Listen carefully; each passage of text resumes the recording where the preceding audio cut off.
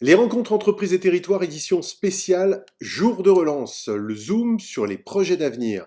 Des témoignages, dans un instant, Yann Orpin, multi-chef d'entreprise, passé par la présidence du CJD, le Centre des jeunes dirigeants, de la CCI Grand Lille et le MEDEF Lille Métropole.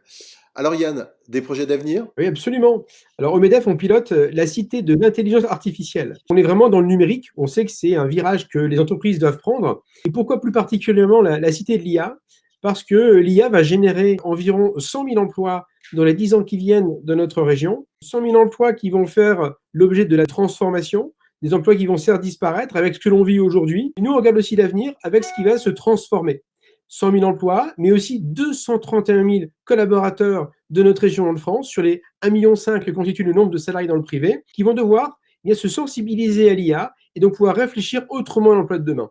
Donc, ce sont des métiers qui vont pas forcément disparaître, mais se transformer, et aussi des nouveaux métiers. Mais l'horizon, c'est quoi, Yann? Dans 10 ans, dans 20 ans, c'est plutôt que ça, j'ai l'impression. Oui, alors il y a un premier virage qui va avoir lieu en 2023 et on le prépare. Et quand je dis on, c'est que le monde académique avec Human, avec le conseil régional pour le monde politique et le MEDEF pour le monde économique, eh bien tous ensemble, on travaille à la préparation de ce qui va se passer à partir de 2023. Donc c'est comment avec les chercheurs on peut travailler sur les nouveaux emplois, comment avec le monde économique on arrive aussi à accompagner les entreprises, puisqu'aujourd'hui on a un groupe d'une dizaine d'entreprises qui sont constituées par les grandes enseignes de notre région, à la fois le commerce, le transport, la logistique, qui sont de belles enseignes que nous avons ici. Et ensemble, nous travaillons à la construction de ces emplois dès 2023. Donc, ça se prépare dès 2021, tout ça.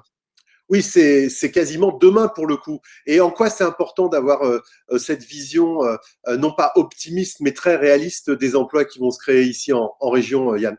Déjà, je rappelle que ça fait des années qu'on travaille sur les emplois du numérique. On voit la technologie, on voit la pleine image. Donc, c'est pas nouveau. C'est-à-dire que ça n'est que la poursuite logique de ce que la région a construit au niveau du numérique. Et donc, la pierre suivante, c'est l'IA. Et donc, c'est juste une collaboration qu'on a notamment avec Euratechnologies, mais aussi avec des boîtes comme PwC, AG2R La Mondiale, mais aussi la SAT.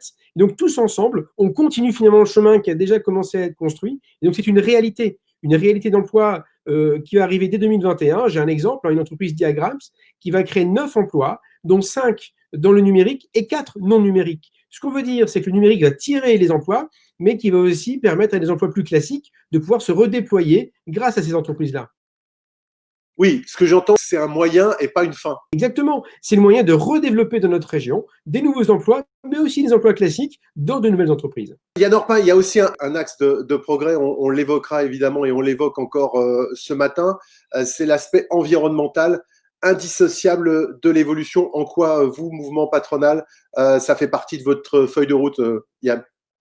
Absolument, on pense que les transformations ne sont pas que digitales. On l'a vu aujourd'hui avec la crise sanitaire que nous vivons. Il faut aussi anticiper les futurs. Et nous pensons que l'une des futures, ce sera l'accompagnement climatique et environnemental de nos entreprises. Donc le 16 décembre, nous proposons une université des entrepreneurs lors de laquelle on montrera comment on peut accompagner et transformer les entreprises pour qu'elles puissent prendre en considération le climat et l'environnement, pour qu'elles puissent continuer à se développer et à prendre les bons virages. Un conseil pour passer au monde d'après dès aujourd'hui, c'est quoi? C'est déjà de réussir à passer la période actuelle et aussi de se projeter. C'est de regarder à partir de septembre-octobre prochain comment on peut redéployer son entreprise, et notamment en regardant un petit peu toutes les offres qu'on peut faire à la fois dans la cité de l'IA, au niveau environnemental, et de pouvoir se projeter grâce à tous ces outils pour pouvoir préparer le monde d'après et prendre un nouveau virage pour transformer nos entreprises. Merci Yann Orpin. Merci à vous.